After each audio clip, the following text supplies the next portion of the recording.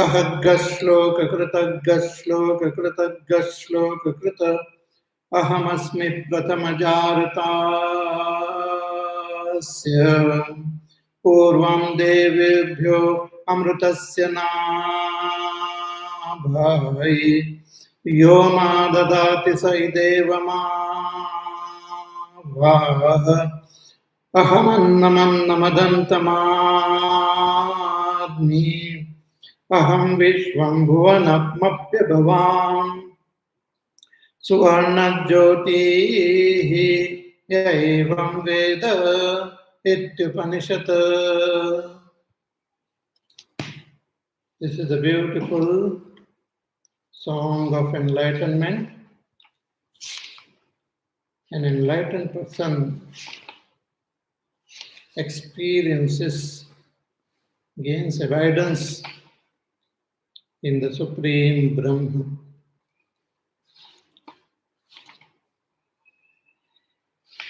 Just as Bhrigu followed this path,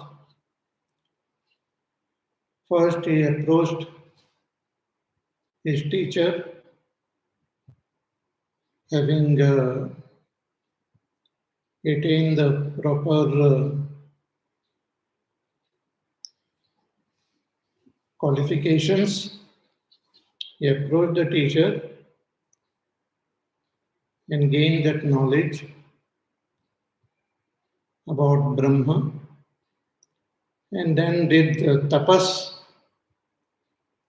and went deeper into his own self, crossing all the layers of the koshas, and finally he recognized his own self as Brahma, as Anandam Brahma. With the same qualifications like Shanta, Danta, Uparata, Titiksha, Samahita. With all these qualifications, sincere seekers who pursue this path shown by Bhrigu will also attain that moksha. So what is the main obstacle? What is the cause of our bondage? See, the bondage is not really true, but because of ignorance, we feel bound. So I feel bound because of my ignorance. So I identify with my body, my mind,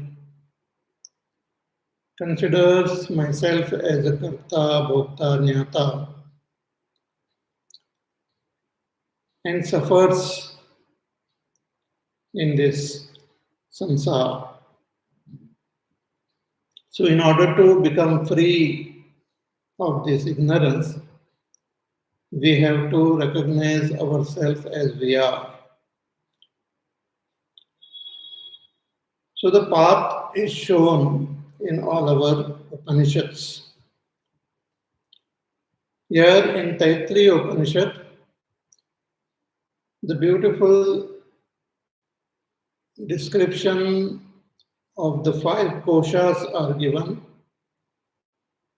And when we transcend all these 5 layers, we come to recognize ourselves as we are. See, we experience our own self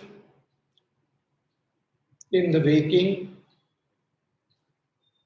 as well as in the dream state.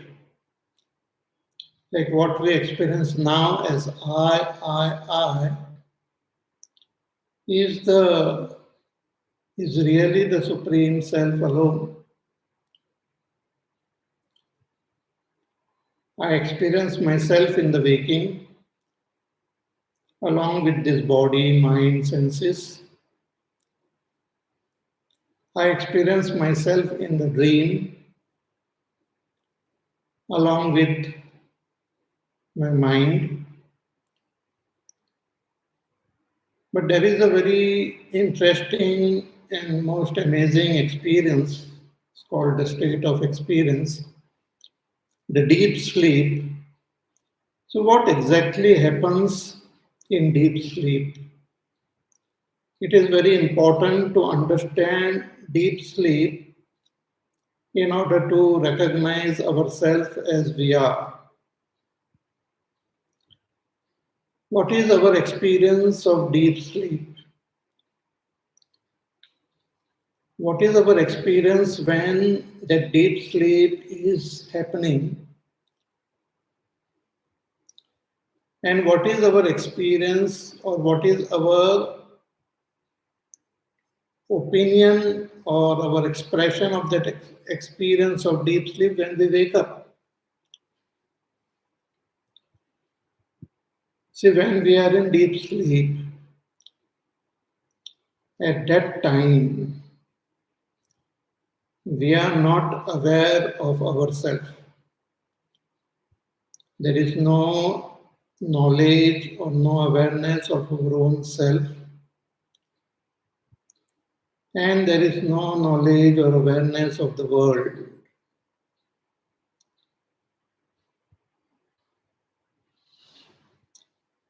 But when we wake up, we talk about that deep sleep. And universally, all human beings, they talk about deep sleep in the same way. So, what do we say about deep sleep? Few things we say. One is, I say that I was I was not doing anything in deep sleep. Each one of us, we are sure that we were not doing anything.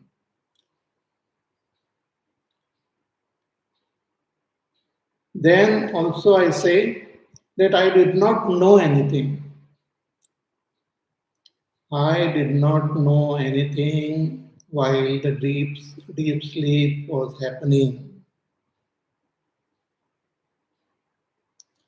And the third thing which we say, I say that I slept happily. See, in deep sleep, there is no sorrow, there is no pain, there is no suffering, there is no tension, there is no problem. So, everyone who experiences deep sleep, they say, I slept happily. Also, when I think about the deep sleep, I don't see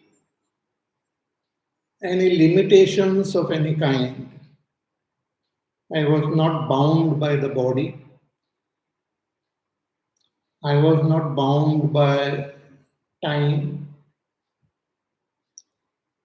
I was not bound by place.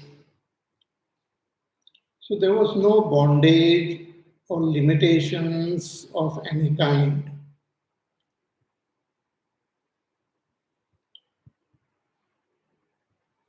So that entity who was present in deep sleep, about that entity, when I wake up, I call that entity as I. I say I was asleep. I slept happily.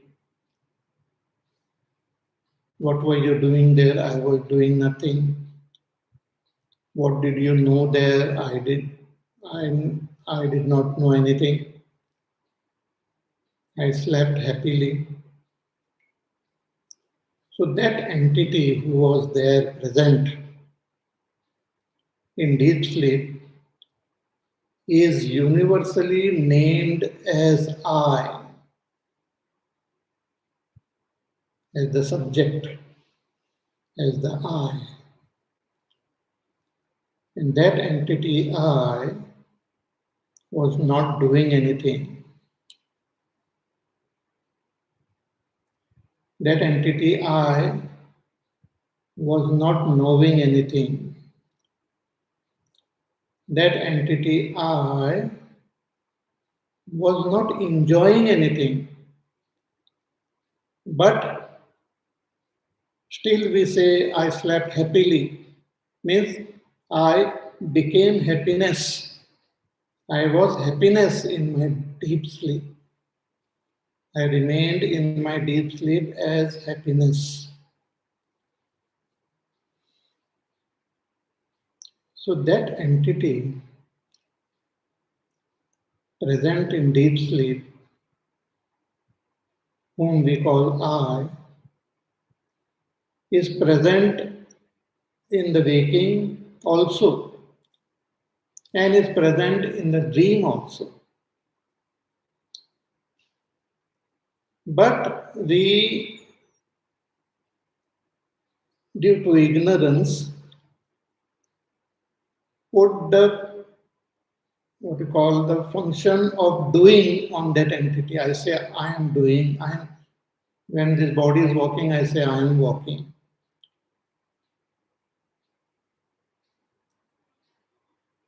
So I assume that entity to be doer when I am awake. Then when that perception and knowing happens, I say I am knowing. So I assume that entity to be a knower when I am awake. And then when there is an experience of joy or sorrow, I say I am enjoying. So I assume that entity to be an enjoyer when I am awake. I assume myself, I, as a doer of actions, as a knower of objects, and as an enjoyer of objects, of pleasures. But in deep sleep, I was not doing anything because there is no actions happening in me. I was not knowing anything because that activity of knowing doesn't happen in me. I was not enjoying anything because that activity of enjoying doesn't happen in me.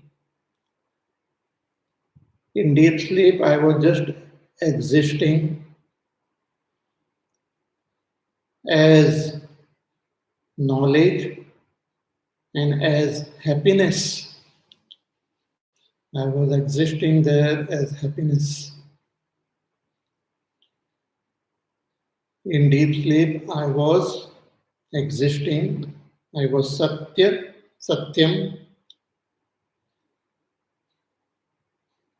I was existing as knowledge, Jnanam.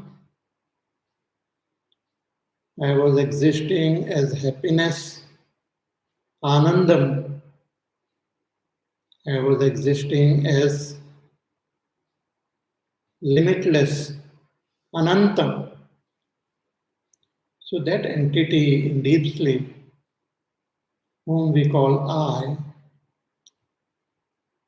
is present even in the waking, but due to ignorance of its real nature, we assume ourselves to be a doer, a knower, and an enjoyer. But the fact is, I am not a doer, I am existence. I am not a knower, I am knowledge. I am not an enjoyer, I am happiness. I have no limitations, I am Ananta. This we have to recognize and realize while awake. We have to remove the wrong notions which we have that we are a doer, knower, and enjoyer.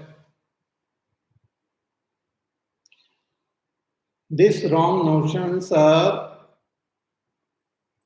eliminated when we pursue the path shown by the Upanishads. I consider myself as a doer because I identify with my bodies, the Sthula Sharir and Sukshma Sharir.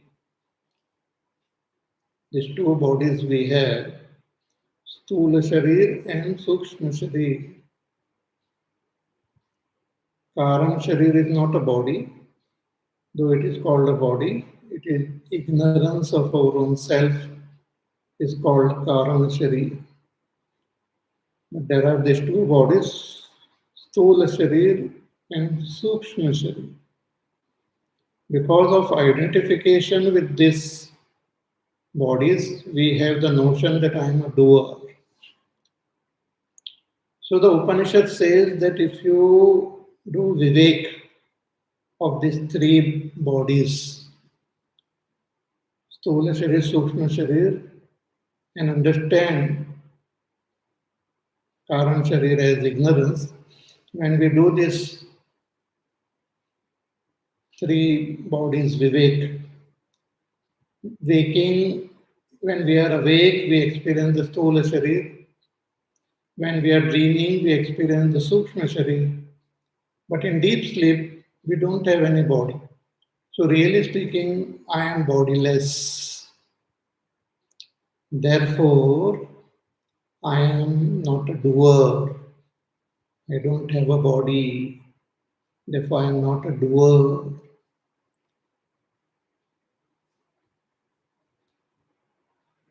This we will understand if we contemplate on this Sthula Sharir, Sukshma Sharir, and our deep sleep. In deep sleep, I exist without a body. Therefore, I am not a doer. Then again, that false notion that I am an enjoyer can be eliminated when we do the vivek of these five koshas.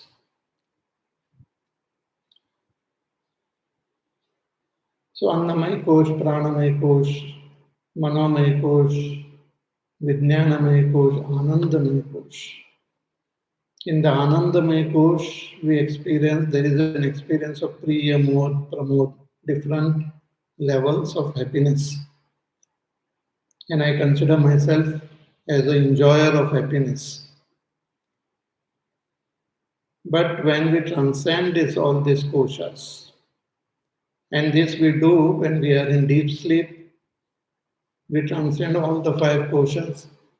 So in deep sleep, am I enjoying the deep sleep? No. I remain there as happiness. I am not an enjoyer of happiness. I am of the nature of happiness.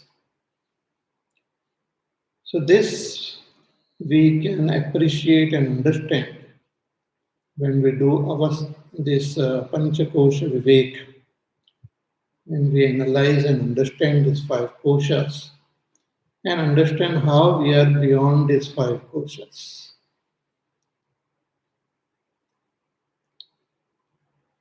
Then again we have this false notion that I am the knower. In the waking, I know through my senses, through my body, my mind, intellect. In the dream also, I think I am a knower. But again, in deep sleep, I am not a knower. I remain in deep sleep as knowledge itself.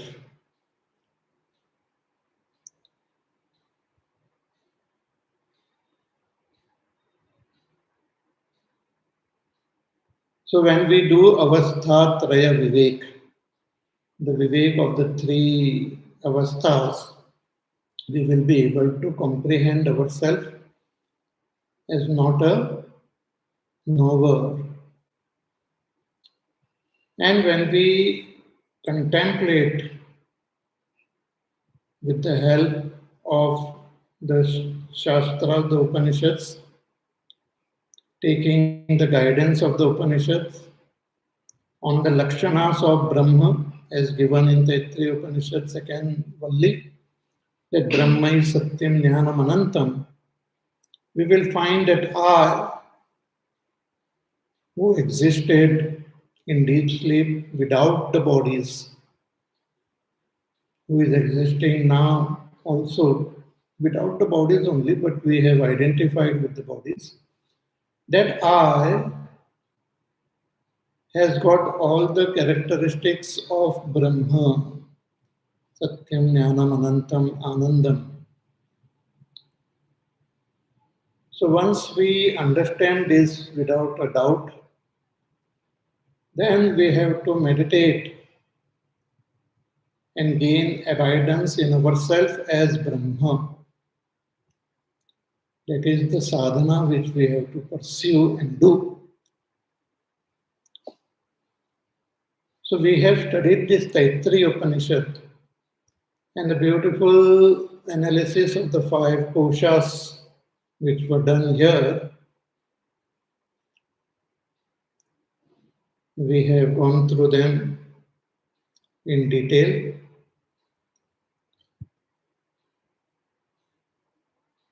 And we have also studied other Upanishads, Ishakena, Katha, Prashna, Mundaka, Aitriya, Taittiriya, Chandogya, Kaivalya.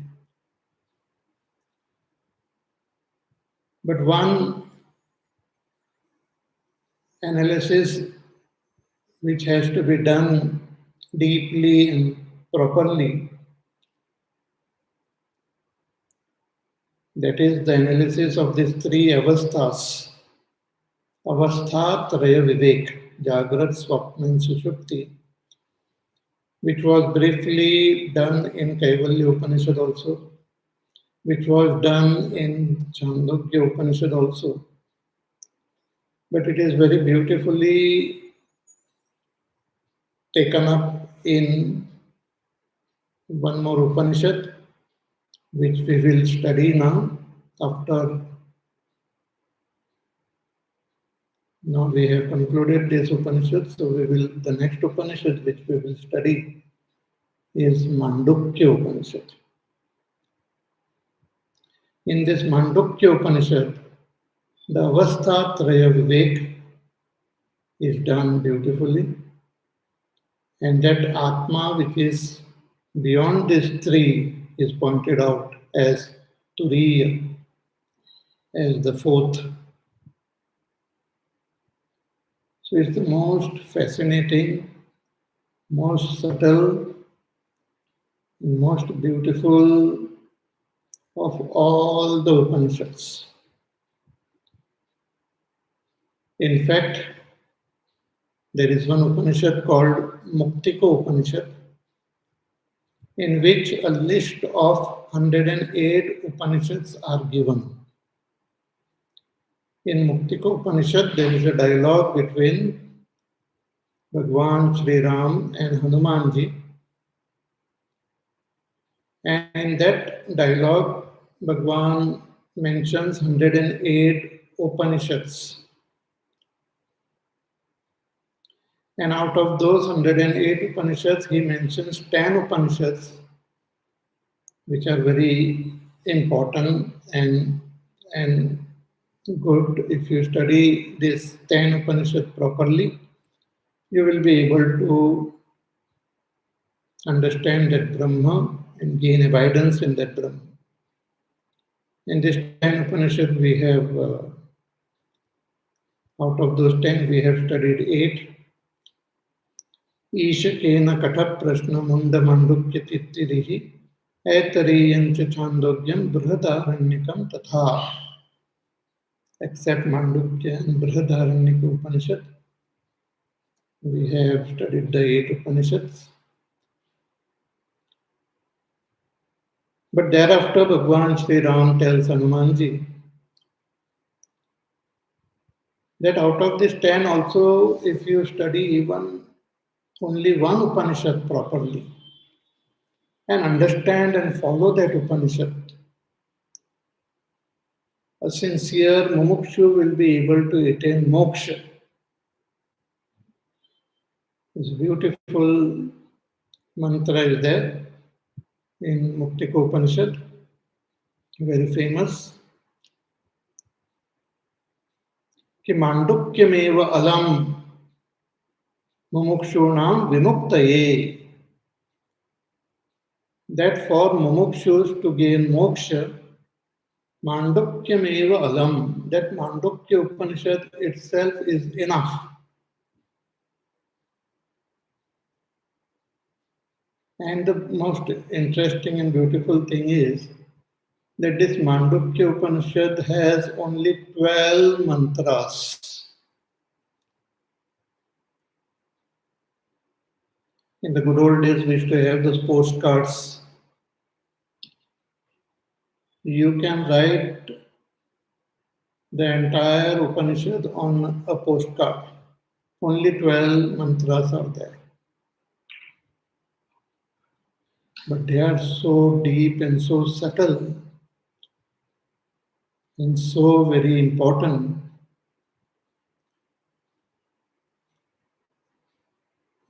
It's not very easy to comprehend.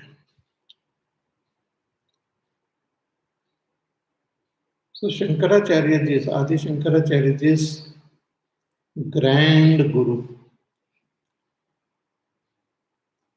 Gaudapadacharya, he has written what is called Karikas on this Mandukya Upanishad. They are like explanatory verses. He has written 215 verses explaining on the Mandukya Upanishad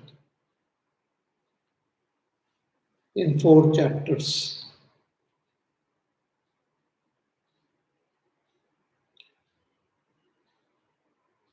And Adi Shankaracharya, who has written commentaries on Bhagavad Gita, on Upanishads, 10 Upanishads, on Brahma Sutra. Adi Shankaracharya ji not only writes a commentary on Mandukya Upanishad, but he has also a commentary on the Karikas of Gaudapadacharya. So just imagine the importance which even Bhagwan Shankaracharya ji has given to Mandukya Upanishad.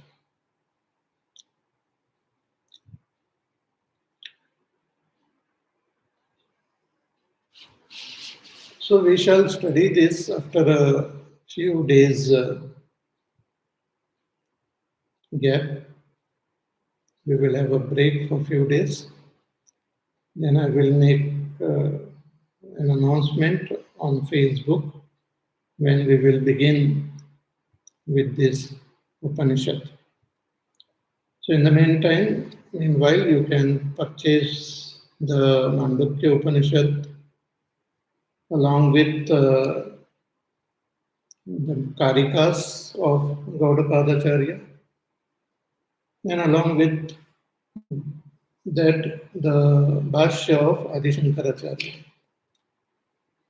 So Upanishad book is available with Gita Press also in Hindi, and I think English translations are also available. So you can purchase them and be ready. I had asked you that if you have any questions, you may ask. 2 of you have asked few questions, which I will take up. One is,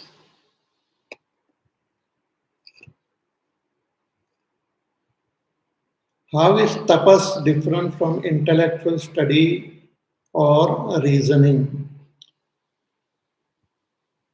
This is one question. How is tapas different from intellectual study or reasoning? So here it was in this Upanishad, it is said that Bhrigu did tapas. So tapas is focusing one's attention, but that attention can be focused through contemplation, through reasoning, through thinking, what we usually call mananam. Focused mananam is also tapas, and that focused dhyana is also tapas. It is not different. So intellectually to contemplate and to understand what the Shastras are saying with a focused attention is tapas. Tapas doesn't mean just to torture the body or something. It is focused attention. And in order to help attention, we have to use our thinking faculty, the faculty to understand. So they are not different. Tapas and intellectual study and or reasoning, they are not different. Then again, another question is there. Okay, how do I know if the knowledge is just intellectual or if it has truly transformed me? How do we know that knowledge is only information which we have collected? Or has it transformed me? See, if the knowledge leads to conviction, then that conviction transforms us. If that knowledge remains as information, then it doesn't transform us. Knowledge should lead to conviction. We should be convinced about that knowledge. It should not be just information or just collecting of data. And the knowledge is not something very large or big. It is just a small statement is there in the Upanishad. What is the statement? I am Brahma. So only three words are there. I am Brahma. The teacher tells me that you are Brahma, Tattvamasi. Then when I contemplate, I come to understand, yes, I am Brahma. So in this, I should understand the meaning of the word I. Just like now what I said, in the waking also we experience I, in dream also we experience I. But what we experience I in the waking and dream is mixed up with the Stula Sharir and Sukshma Sharir. What we experience as in the deep sleep, and when we wake up, we call the deep sleeper as I. That entity is the real I, who is present in the waking as well as dream also. So that entity is also called Kshetrajna or Pratyak Atma or Purusha or Atma or Jiva. Various names are there for that entity. And everyone knows one name as I. So I, Aham, is the name of that entity. That I am Brahma. What is Brahma? That which is infinite. Who is the cause of this world? Means from whom the world has come, in whom the world is sustained, in whom the world again get dissolved is Brahma. So I have to understand that I am Brahma. And I should be convinced that I am Brahma. And when this conviction happens, the changes happen in our personality. So knowledge should be converted into conviction, and that can happen through mananam, constant contemplation to understand. See, like for example, somebody gives you something to eat, your favorite some dish, and you are about to eat, but before that, that person says that I have mixed some poison in it just to add some taste. So as soon as I hear that that person has put poison in this, what do I do? I immediately stop eating. Means I will not eat it. I will just throw it. Means the action of rejecting that food happens instantly. Why? Because when that person tells me that it is poison, what happens? I understand. Not only I understand, but I am convinced that yes, that is true. And I also understand the implication of it, that if I eat, I will die or I will fall sick. So instantly the changes happen.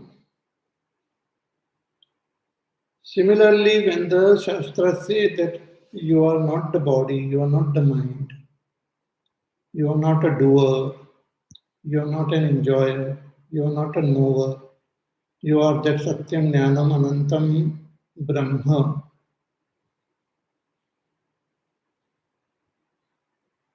Nothing happens because I am not convinced. I continue to take myself as the doer, knower, enjoyer. So it takes time for the information which we collect through Shravanam to get converted into knowledge and to get that knowledge to get converted into conviction. And once that conviction happens, then through meditation, we gain evidence, we gain experience. Conviction leads to experience. With conviction, when I meditate, it leads to experience.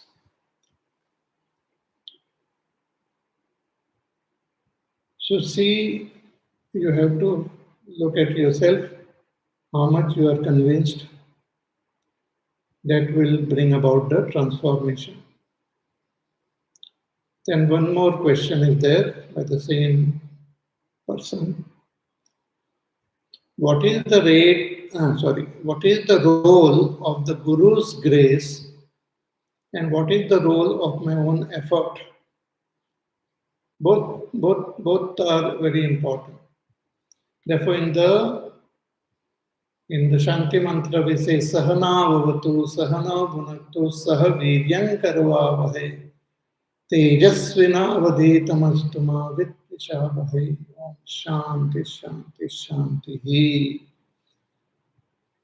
Guru and Shishya together, they say, they pray that may that Supreme protect us. May we enjoy this knowledge together. May we put forth effort to gain this knowledge together. Means Guru puts forth effort to teach. And the Shishya should put forth effort to learn. So when these two matches properly, then that knowledge happens. If the Guru keeps on talking and putting forth effort, but the disciple doesn't respond, doesn't put forth effort, then it's difficult. Or if the disciple puts forth effort but Guru doesn't take much interest, then also it's difficult. So both Guru's grace and self-effort are required. Okay? Then there is one more question by another seeker. Okay, how does one go from experiencing oneself as individual consciousness beyond thought and feelings to realizing supreme consciousness? What we mean by individual consciousness is this I, the Kshetrajna. And what we mean by supreme consciousness is Brahma. So once we are convinced that I, the Kshetrajna, am Brahma, we have to keep focusing our attention on this conviction. Means keep on abiding in this knowledge. Keep on strengthening our conviction that I am Brahma. This is called Jnana Nishtha. This is called Nididhyasan. We have to hold on to ourselves as Brahma, not as a doer, knower, enjoyer. All these false notions we should drop and just hold on to ourselves as Brahma. It takes time because these false notions are very strong. Again and again, our mind goes into those false notions. Even when we understand they are false, we continue to hold ourselves as the body, as our mind. Therefore, we have to practice meditation till we attain that enlightenment.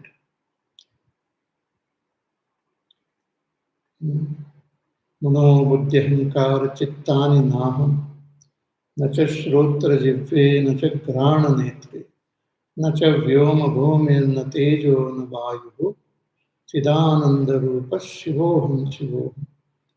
So I am not this, I am not this, I am not this. This is one aspect of meditation. And I am this, I am this, I am this. I am not the Panchakoshas, I am not the mind, I am not Antakarana, I am not the five elements. I am that Chidananda Rupa Brahma, Satchit Anandam Anantam Brahma. So constantly holding on to this conviction is the practice of Nididhyasan.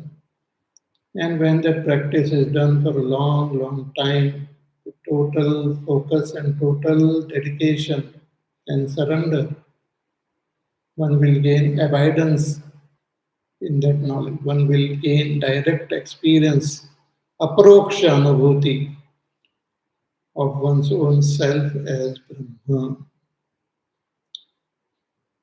So we have to put forth effort. In Shravan and Manan, the Guru helps us directly. But in Nididhyasan, the Guru helps us indirectly. Because Guru is our own self. Ishvara, Guru and Atma are one and the same thing. So with total faith in the Guru, with total faith in Brahma, one should keep meditating till we attain that realization. Then there is only one job for the seeker, meditation. When we are in the initial stages, we go through the sadhana of karma yoga, upasana, japa, tapa, upvas, etc. Then we do shravanam and we do mananam. So through shravan and manan, we gain conviction that I am Brahma. And once this conviction happens, then you just meditate. Then you don't have to do anything else. Just sit back, relax and meditate till you gain that abidance. Then don't do anything else. Then drop all other activities, drop all other agendas, drop all other pursuits, and just meditate. Meditation is nididhyasana. Just do nididhyasana. Chidananda Rupa Shivoham Shivoham.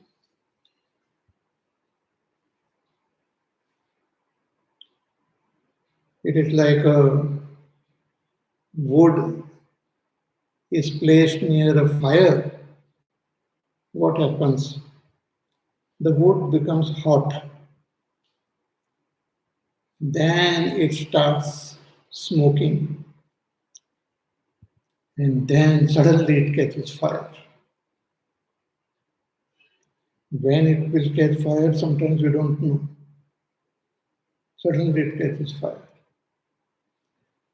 Similarly, when we meditate, all impurities, all negativities, all the wrong notions, they come out as smoke.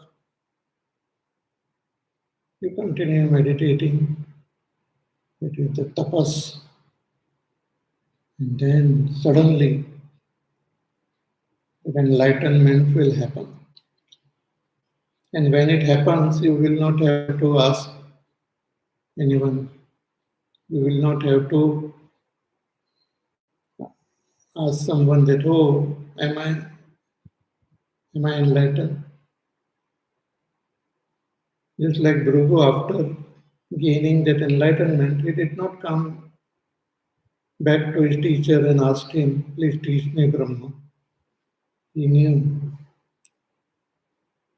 it is no longer a theory, it is direct experience that I am Brahma.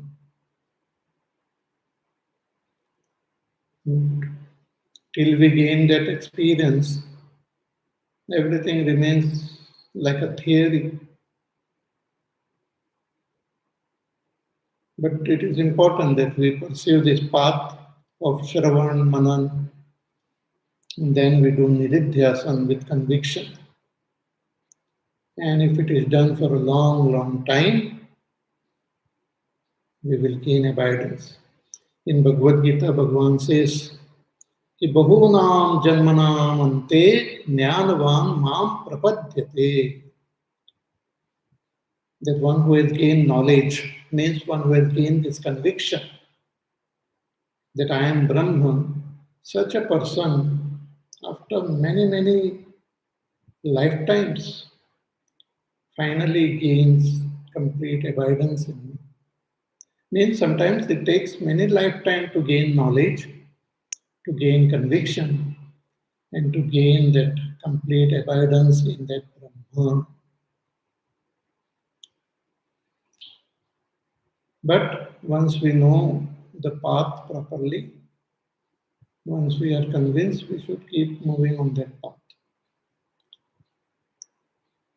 Okay? And one more person had asked some question, let me check.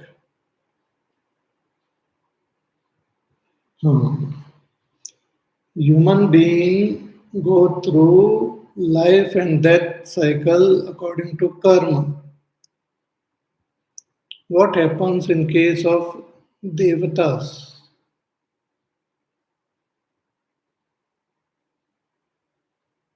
They also have a tenure. What happens to them after 10 years? You are worried about the devatas.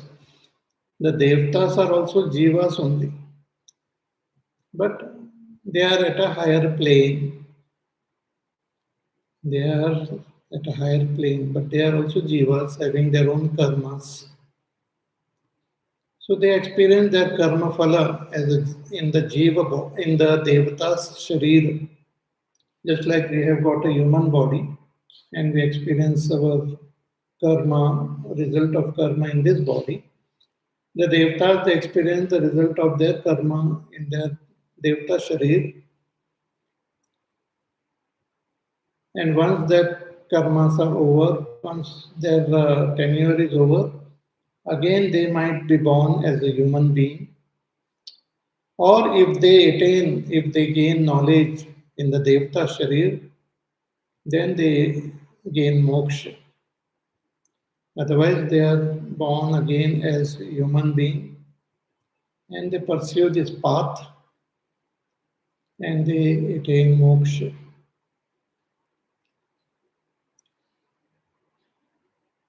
Not only devtas, but even animal, birds, plant, they also they experience the result of their karma in that body. And once their punya are almost equal, they are born again as human being and they are given a chance to pursue this path. But if they waste their time in worldly things and don't use their opportunity to gain moksha, then according to their karma, they are again born either as human being or as animal, bird, plant, or devtas. So this goes on. So now all of us, we have become human beings and we have this great opportunity to attain moksha. And we know the path. You have been listening to these pravachans for such a long time, so you know what the Upanishads are saying. So, with sincerity, with faith, just pursue this path and attain that goal. This is itself is most important. All other pursuits and all other things in this world are not important. They're temporary. It's good for entertainment, but they're not important. Because the moment you die, you're disconnected from this world. All the politics, all the news, all the excitement of this world will just disappear within a second. And when you will be born again, you won't remember the past.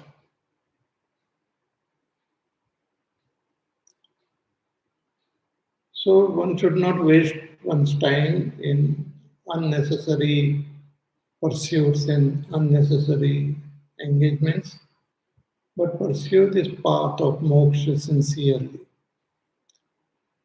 वही सत है, बाकी सब सपना है.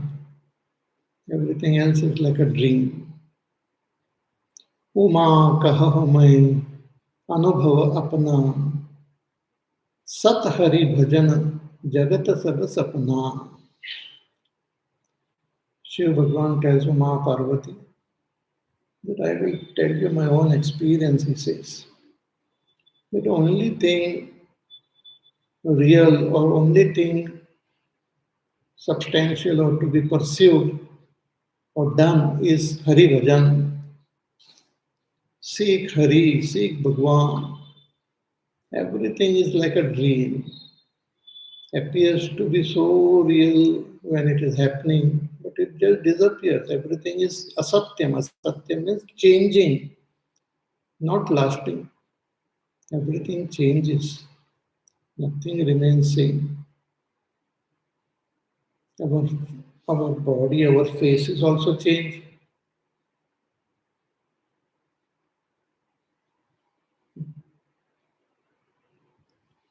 Nobody remembers. Once that person dies, nobody remembers.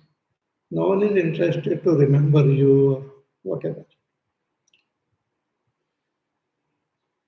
So one should pursue this path and attain that. Okay? And we will start with this Mandukya Upanishad. After a few days gap, we'll let you know.